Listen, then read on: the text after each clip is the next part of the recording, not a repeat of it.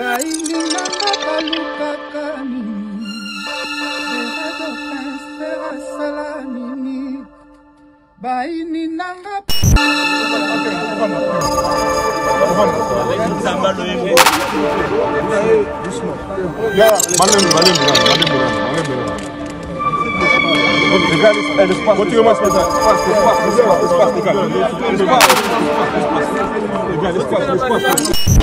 monde, à force de vendre votre âme à cause de vendre les métiers d'unité Silibino.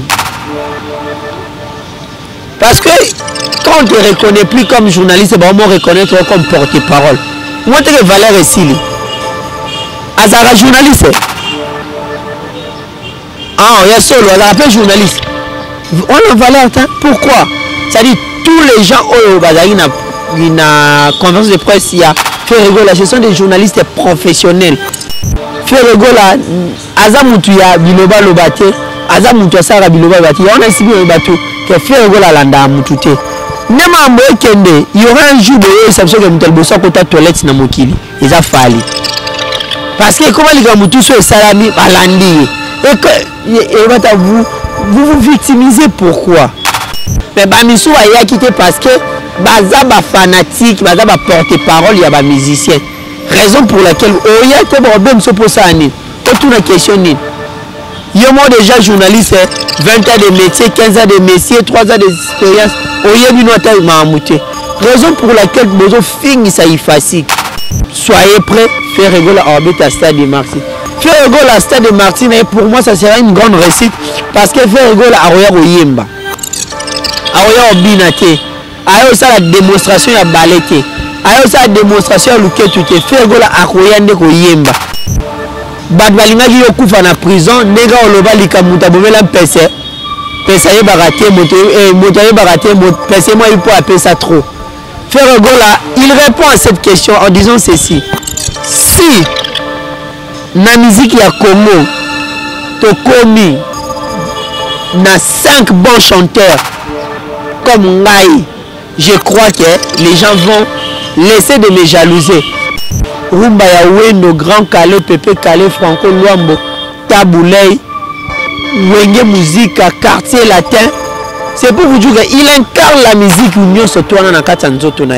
Ça sera un grand plaisir, ma fan, il y a Quartier Latin, il y a Kofi Olomide, Bamona, faire rigoler dans le stade de Martyr, Yemba, incertitude, il y a Quartier Latin, à interpréter Kobetox, ou il y a Quartier Latin. Bana ya Wenge, ça va un plaisir, il va faire rigoler avec toi. Zembo ya maison mère. Avec la Zembo ya Wenge musique à 4x4, bon chic, bon genre.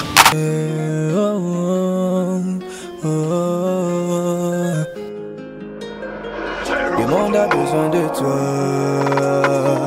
Le monde a besoin de toi. Yeah. Le monde a besoin de toi. Le monde a besoin de toi. Yeah. Rachetons les temps, car les jours sont mauvais. Rachetons les temps, yeah. Rachetons les temps, car les jours sont mauvais. Rachetons les temps, yeah. Oh, oh, oh, oh, oh. Jésus reste à mon papa. Oh, oh, oh, oh, oh, yeah. Voilà, merci beaucoup chers amis, chers abonnés de Caribou Magazine Télévision. Vous êtes disséminés à travers le monde entier. Je vous dis bonjour, bonsoir. Ça dépend de l'heure à laquelle vous nous suivez. Tariq Ngango, le richissime journaliste en Zambie, à la présentation de cette grande émission que vous aimez beaucoup, Actualité du moment. Actualité du moment, une émission dont nous parlons de l'actualité culturelle de la République démocratique du Congo, précisément de la musique. Vraiment un grand merci à toutes les personnes qui sont disséminées à travers le monde entier. Vous êtes à Paris, vous êtes à Milan, vous êtes à Bruxelles, vous êtes à Molenbeek, vous êtes à Berlin, vous êtes aux États-Unis, au Canada. Nous vous disons merci beaucoup d'être branchés sur Caribou Magazine et Télévision. Un grand merci à Bienvenue le rossignol de la presse depuis les États-Unis, Motemaya, Nisha Mayaba, inspecteur John le superviseur.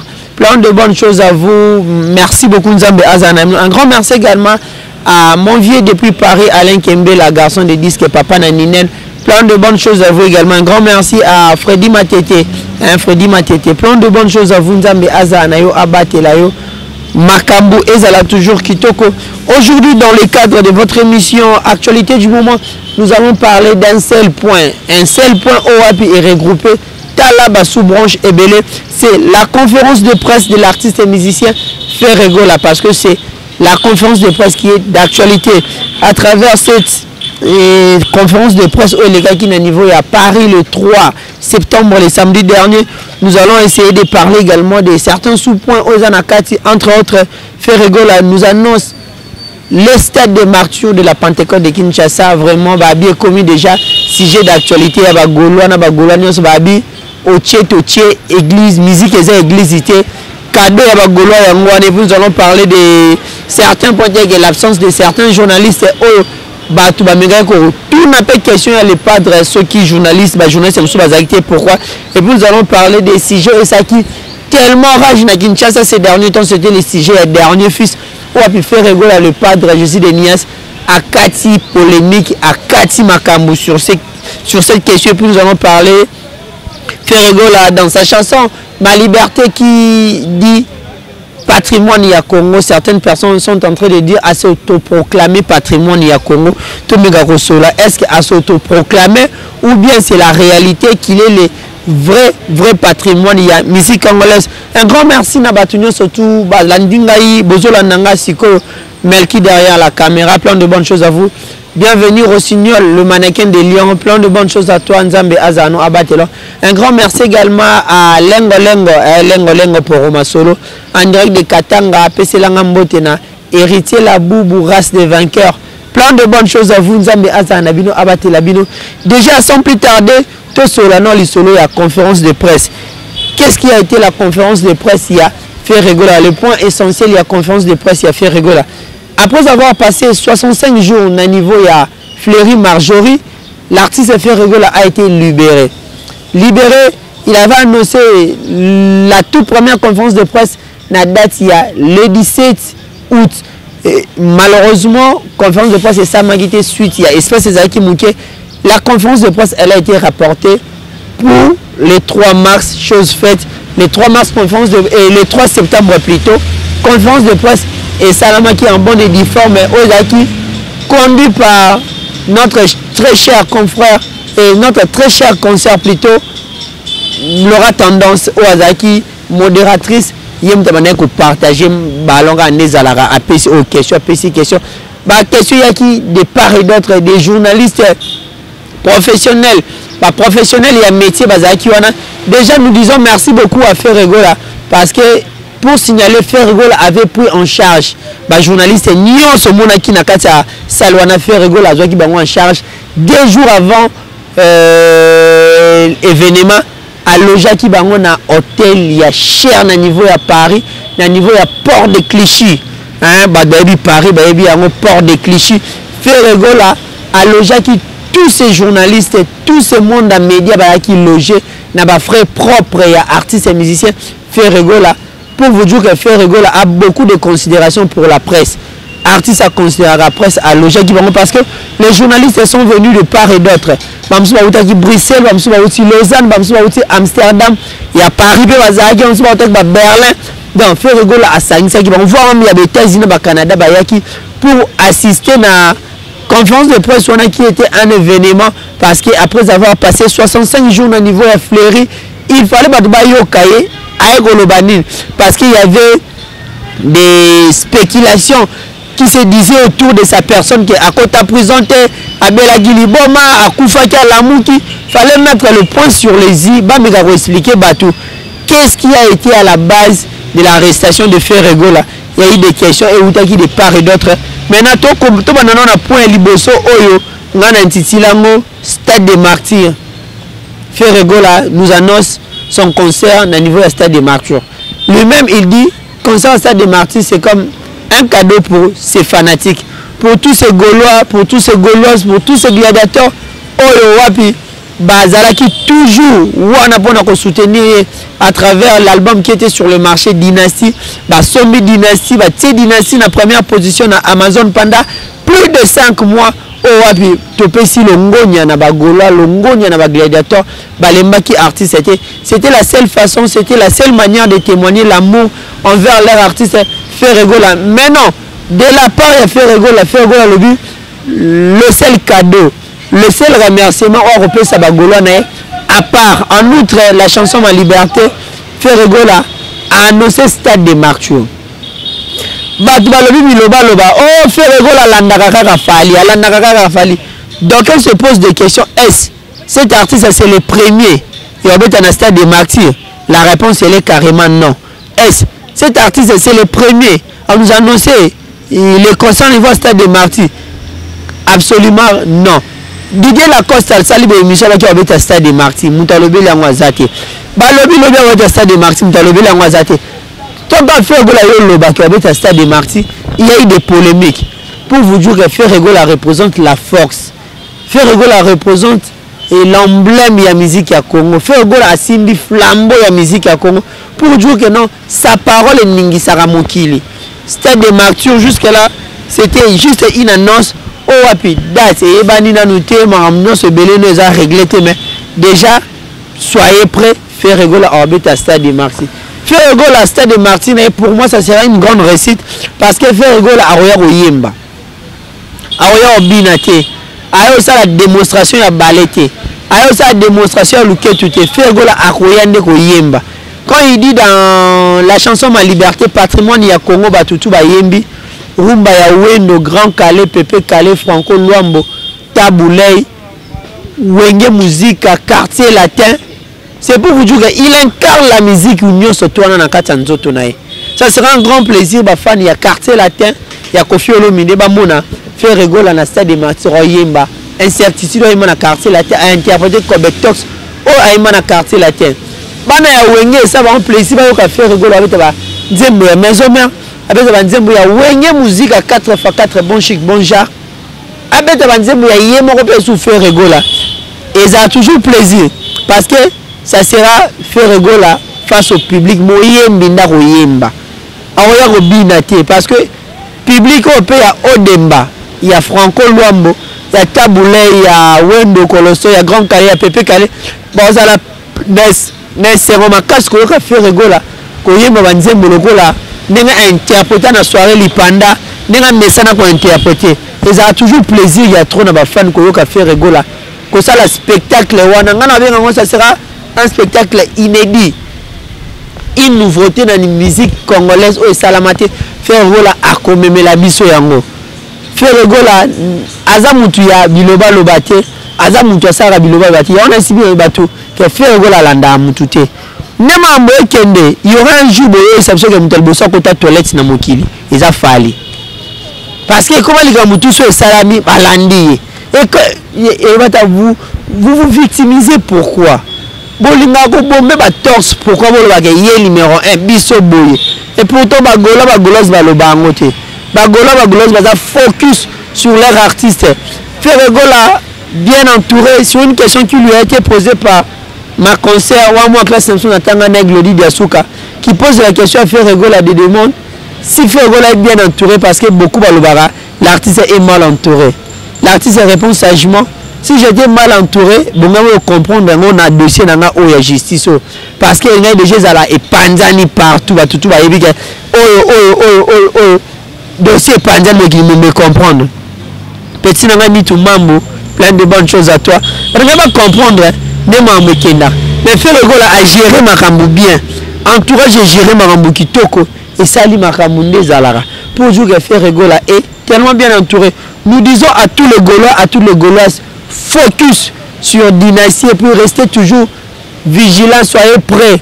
Bientôt la date officielle, il y a prestation scénique où vous allez graver, immortaliser na ba annales ya musique congolaise, na ba archive ya musée national Ferregola stade des Martyrs.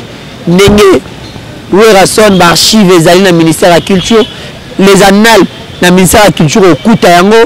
Ferregola pe akota na panthéon des grands akota na panthéon ya ba leader ya musique à Congo atika ba empreinte na aujourd'hui nous amène la rumba trap une musique propre à Ferregola Un grand merci à cet artiste bourré de talent. Oh, et puis, après le point, il y a Stade des Martyrs. L'artiste nous donne une très belle chanson. Nakomoya, Ma Liberté. Ma Liberté, une chanson dont Ferregola a voulu remercier tous ses fans. Bagolo, Bagolos, oh, wapi. Nana Banordo Nango, 65 jours d'humiliation, 65 jours d'insultes, 65 jours de moquerie. Boyoka kibini moko, ba finga na gauche, ba finga na droite, balobi na façon nyonso pour diminuer l'artiste. Mais l'artiste, sage qu'il était, na bureau na sage qu'il était, na ba communicateur na ye, o balobi la affaire ba défendre la bende les artistes. Ils ont toujours été là, sages. Ils ont voulu changer l'histoire. Va remplacer Ferré par un inconnu, un parvenu qui ne connaît même pas l'histoire. L'histoire, elle est têtie. Va changer l'histoire déjà têtie. Et si tu as empreinte, tu as changé l'histoire au long de dernier fils à Wenge. Non. De son vivant, il n'est pas mort, mais vous avez voulu changer l'histoire. Raison pour laquelle Bagolo, la Bagoloise, la mélomane, la bonne musique, Télémelaki Yango. À travers la chanson Ma Liberté, Ferregola nous fait savoir tout. Comment est-ce que vous avez voulu bloquer l'artiste à ça, 9 ans, 10 ans, 15 ans en prison pour vous séparer là. Nous allons confondre. Sur une question qui lui avait été posée, sur une nzemba ya maboko pamba likambo motabomela mpese motaye bagate mpese ye moko ayebi po apesa trop ba tout lui fait des questions sur cette citation bat balingaki yo kufa na prison nega oloba likambo motabomela mpese pesa ye bagate motaye bagate mpese moi po apesa trop. Ferregola, il répond à cette question en disant ceci. Si la musique ya Congo, Tokomi, na 5 bons chanteurs comme Ngai, je crois que les gens vont laisser de me jalouser. Portikanga libre. Parce qu'à l'époque, il y avait côté Grand Calais. Boagina no Grand Calais, Grand Calais, Pépé Calais, Ayembi Taboulé, Ayembi. Surtout. Aujourd'hui, c'est l'époque de Ferregola. Aujourd'hui, c'est l'hymne national. Il y a TikTok. Moutounio sur TikTok. Baini nana baluka kanini. Berado prince fera sala nini.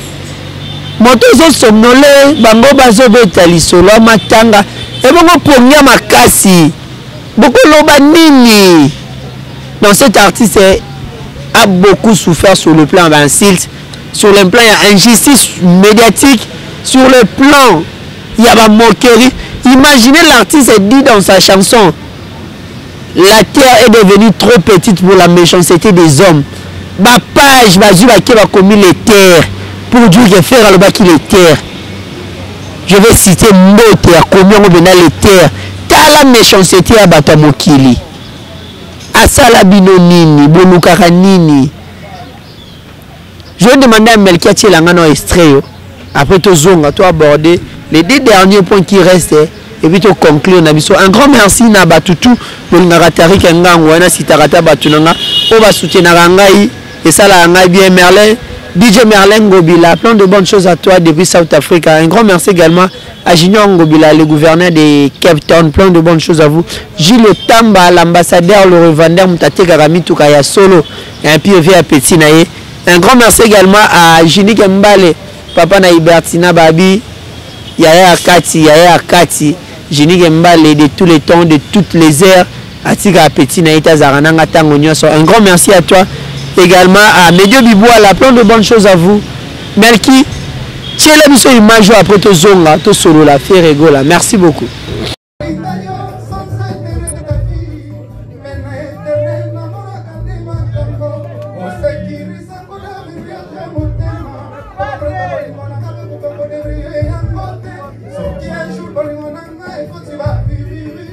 Pardon,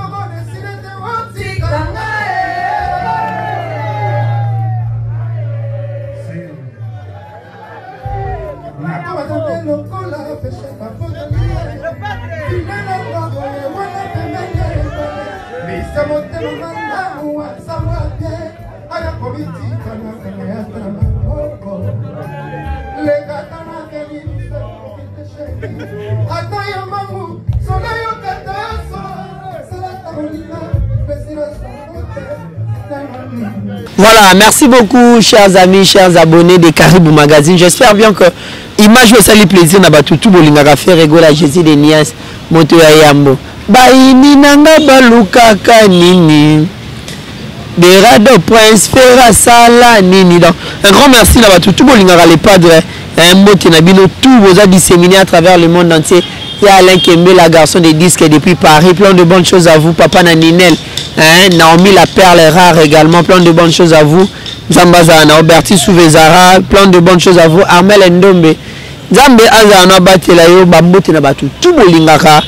Tariq Ngango, journaliste Nzambe Babi Maramoza bien. Et puis nous allons parler d'un point au Wapi. Ben, Voga qui a un peu au cours de cette émission et au cours de la conférence de presse, il a fait rigola. C'est la question. Il y a Baba absence à journaliste Msusu. Badouba Sita qui la personne il y a pas de Moupassou là. J'aimerais bien expliquer à au monde à force de vendre votre âme à cause de vendre les métiers d'unité Silibino. Parce que quand on ne te reconnaît plus comme journaliste, on va reconnaître comme porte-parole. Moi, tu es valeur et Sili. Azara journaliste. Ah, il y a solo, on appelle journaliste. On a valeur, pourquoi? C'est-à-dire, tous les gens, il y a conférence de presse, il y a fait rigoler, ce sont des journalistes professionnels. Au bazar qualifié. Il y a également certains journalistes professionnels au bazar qui étaient suite, il y a un empêchement. Mais Bamisou a quitté parce que bazar fanatique, bazar porte-parole, il y a des musiciens. Raison pour laquelle, il y a des problèmes pour ça. Autour de la question, il y a déjà journaliste. 20 ans de métier, 15 ans de métier, 3 ans d'expérience. Raison pour laquelle Bozo Fing ça y facile. Bozo Fing ça y facile. Notre université qui nous a formés au Tozaboé. Quand je me défends, vous comprenez que c'est l'IFASIC. La science de l'information, de la communication. Et Bimakati Nangai. Vraiment, fait rigola. Sage qu'il était, pour une question qui lui a été également posée, de savoir la polémique qui a régné pendant au moins 2 mois. Dernier fils. On ne change jamais l'histoire. Tout le monde sait. Moukil Mombeyebi, le dernier fils à Wenge, s'est fait rigoler. Intelligent qu'il est, un bon père de famille, aîné qu'il est, il dit non. Wenge to kabwana raté, ce n'est pas le moment au Kabo la batte. Héritier, c'est notre dernier fils. Point barre ici. Batike le dernier fils au Luka Kiango. Et son publication. Dernier fils. Dernier fils. Dernier fils. Le bata gouf le gola. Batike le libabe. Dernier fils. Merci beaucoup le padre pour cette maturité. Niveau et intelligence au papa Avala Kisa Kibiso. La conférence de presse ouana. En plus, ce qui est étonnant, qui est tellement bien. La conférence de presse, les gens se posent des questions. Un studio, autotune naturel. Il est qui la battu. C'est le micro, mais quand il chante, il cher de pour venir à Kembe, la garçon de disque papa Nine la Zalewana. Et ça la plaisir. Et puis, Gaulois na Gaulois nyonso bazaki wana topé sino mbote. En commençant par la présidence à Gaulois, maman Fanta Fofana.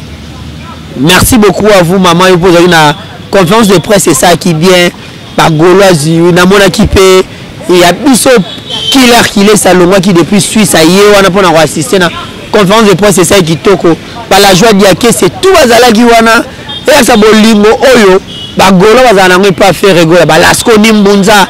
Lasco Nimbunza, Amédée Mackenzie, Alain Kembe, la garçon de disque. Par contre, tout à wana. Plaisir à tout le monde à Bolingo. Babi déjà les 16 oyo fait rigola à dans live. Dans niveau à Paris pour se payer ça. Bagolo tu à Paris. Bagolo tu espace Schengen. Yannick Kayenga la monnaie invisible. hein, Dada Ngwabana, les patriarches, avec beaucoup de respect. Fils Nkelele, les général, au sentiment de Bazarana faire air tout. Batika papa RVT. Bango nyon surtout Bambote Nabino Nzambe Azan Nabino, Abaki Labino. J'espère bien que l'artiste et musicien, il a déjà repris le studio afin de préparer le deuxième volume de l'album Dynasty. Donc le deuxième volume de l'album Dynasty déjà est bandit. Tout le monde a fait rigoler là, c'est le studio déjà Maramouza bien. On espère également que certains musiciens au Bana Kinshasa va rejoindre le groupe au niveau à Paris pour finaliser en et ça là tellement bien. Polémique tout, il y a des questions, tout va nous ça polémique ils allaient shooter. Le padre déjà à Salim Maramoutou, on n'est pas là pour tout l'année la rabattre. Oh à Salah Kim Pierre à place c'était sauté. On parle rien que de faire rigoler. Merci beaucoup à l'artiste et merci beaucoup. Nabatutu Bolingaratari Kangang Bosoute Nakangai Nzambe Azanabino. Un grand merci à celui qu'on appelle Glody Douama. Hein, Glody Douama, grand joueur, plein de bonnes choses à vous. DG, mon ami Glody Douama Babi, Mobali Ambingapé Aboga, DG Glody Douama. Plein de bonnes choses à vous passer la beauté. Na coach Kevin Lipuni, parking à Badjogo en direct de quelque part. Coach Kevin Lipuni en direct de quelque part. Parking à Badjogo, ça dit Badjogo tu es Mokili. Hein, parking Nabino Yoana, coach Kevin Lipuni. Plein de bonnes choses à vous également à Elvis et Okoko.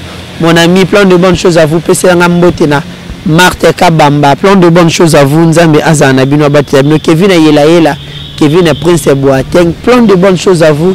Nzambe Azana Bino également à Gloire Wakanda, Gloire les Noirs, plein de bonnes choses à vous. Glory Mbimi Nzambe Azana Batila Bambotena Batu, tout le monde Tari Kengango, Kevin Mimpa la bois vide en direct des Maroc, plein de bonnes choses à vous. Lengo pour Romasolo en direct de Katanga, après c'est l'ambotena. Héritier la boubou race de vainqueurs, plein de bonnes choses à vous. Nzambe Azanabino, Abate Labino, Zadio Congolo, Seigneur de la ville, mon ami. Plein de bonnes choses à toi, fils et Mouyali, sur Playboy. Nzambe Azanabino, Abate Labino. Merci beaucoup à l'assistance, il y a Gouv le Gaulois Soda Mbodi, Batutu Bolungatari Kengango, Héritier Iboula Mouyara, solo. Sans oublier Bureau d'Absolu Kinshasa na Robo Sanabinote, les DG les plus compétents, les DG Blaise Polo, Yapichu Botoko, Mundelendombe, Visa Ponda, Tracy et les presse présidentielle, j'irai ces âmes, Bambote Nabino, Nyon surtout. On se retrouve prochainement sur Caribou Magazine, télévision, abonnez-vous massivement et puis appelez sur le numéro qui est affiché au bas de l'écran. Steven Douka, en direct de l'Italie, plein de bonnes choses à vous. Rémin Domba Sidadi, Akouza grande puissance. Bambote Nabino, Yoruka Bougou Mandrama. Plein de bonnes choses à vous. Merci beaucoup. On se voit prochainement.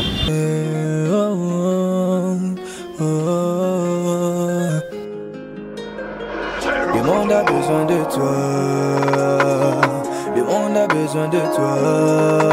Yeah. Le monde a besoin de toi. Le monde a besoin de toi. Yeah. Rachetons les temps, car les jours sont mauvais. Rachetons les temps, yeah. Rachetons les temps, car les jours sont mauvais. Rachetons les temps, yeah. Oh.